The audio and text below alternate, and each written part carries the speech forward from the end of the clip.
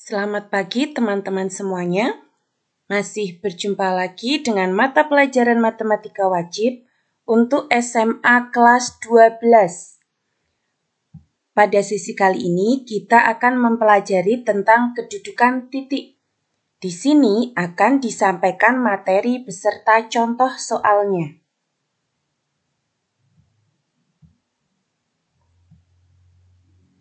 Ada 3 kedudukan titik yang akan kita pelajari pada sesi kali ini. Yang pertama adalah kedudukan titik terhadap titik, yang kedua adalah kedudukan titik terhadap garis, dan yang ketiga adalah kedudukan titik terhadap bidang.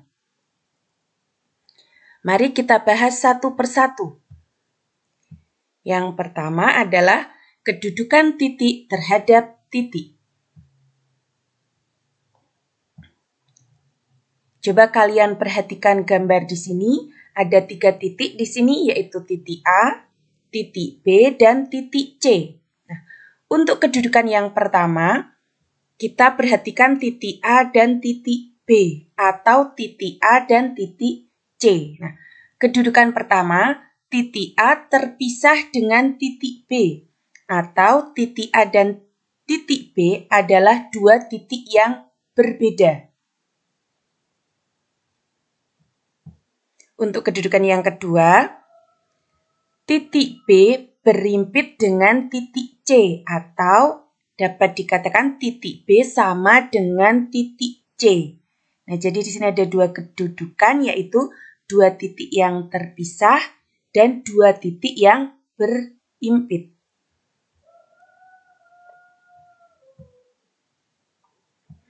Kita lanjutkan, yaitu tentang kedudukan titik terhadap garis. Ada 2 kedudukan titik terhadap garis. Yang pertama, titik terletak pada garis. Dan kedudukan yang kedua adalah titik di luar garis. Kita bahas yang pertama dulu. Sebuah titik dikatakan terletak pada garis jika titik itu dilalui garis tersebut. Untuk lebih jelasnya, kita perhatikan gambar di bawah. Di sini ada titik A terletak pada garis G, karena titik A di sini dilalui oleh garis G. Untuk kedudukan yang kedua, sebuah titik berada di luar garis jika titik tidak dilalui garis. Perhatikan gambar berikut. Nah, di sini ada gambar titik A yang terletak di luar garis G, karena titik A ini tidak dilalui oleh garis G.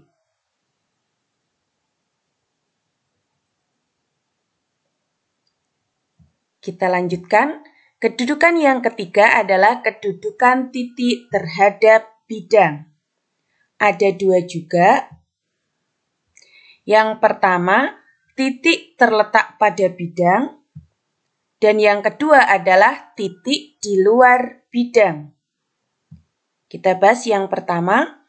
Sebuah titik terletak pada bidang jika titik dapat dilalui bidang. Nah, contohnya pada gambar berikut, yaitu titik A terletak pada bidang alfa, karena titik A ini dilalui oleh bidang alfa. Untuk kedudukan yang kedua, sebuah titik terletak di luar bidang jika titik tidak dapat dilalui bidang. Nah, seperti gambar berikut, di sini ada titik A yang terletak di luar bidang alfa, karena titik A ini tidak dilalui oleh bidang alfa.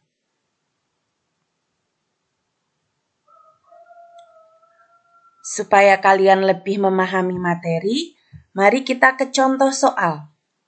Contoh yang pertama, diketahui kubus ABCD EFGH seperti gambar di bawah ini. Yang pertama, kalian diminta menentukan kedudukan titik A terhadap titik G. Nah, di sini ini titik A, ini titik G. Bagaimana kedudukannya? Nah, di sini titik A terpisah dengan titik G. Untuk yang kedua, tentukan kedudukan titik B terhadap garis HG. Ini titik B dan ini garis HG. Bagaimana kedudukannya? Ya, jadi titik B di luar garis HG. Yang ketiga, kedudukan titik E terhadap garis FE. Bagaimana kedudukannya?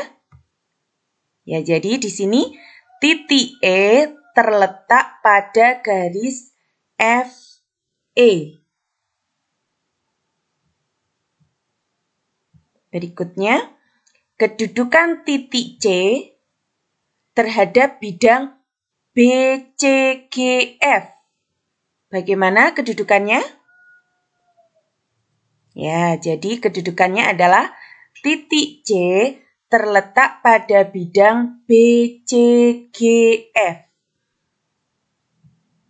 Dan yang terakhir adalah kedudukan titik A terhadap bidang CDHG. Ayo tebak bagaimana kedudukannya? Ya, betul sekali. Jadi titik A di luar bidang CDHG. Mudah ya? Kita lanjutkan ke contoh yang kedua supaya kalian lebih paham lagi dengan materinya. Nah, untuk contoh yang kedua, diketahui 5 TABCD seperti gambar di bawah ini. Yang pertama, kita diminta menuliskan titik-titik yang terletak pada garis TA. Nah, ini garis TA. Titik apa yang terletak pada garis TA? Nah, jadi titik yang terletak pada garis TA adalah titik T dan titik A. Yang kedua, tuliskan titik-titik yang terletak di luar garis BC, berarti titiknya tidak dilalui oleh garis BC. Titik apa saja yang tidak dilalui oleh garis BC? Nah, ada titik A, titik D, dan titik T. Pertanyaan yang ketiga, tuliskan titik-titik yang terletak pada bidang TBC. Jadi titik apa saja yang dilalui oleh bidang TBC? Ya, jadi ada titik apa saja? Ada titik T, titik B, dan titik C. Pertanyaan yang terakhir, tuliskan titik-titik yang terletak di luar bidang TAD. Di luar bidang TAD, berarti tidak dilalui oleh bidang TAD. Titik apa sajakah itu? Ya, jadi titik yang terletak di luar bidang TAD adalah titik B dan titik C. Mudah ya untuk materi tentang kedudukan titik ini.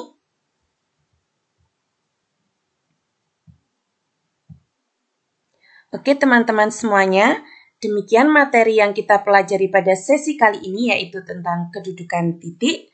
Kita ketemu lagi pada sesi berikutnya yaitu tentang kedudukan garis.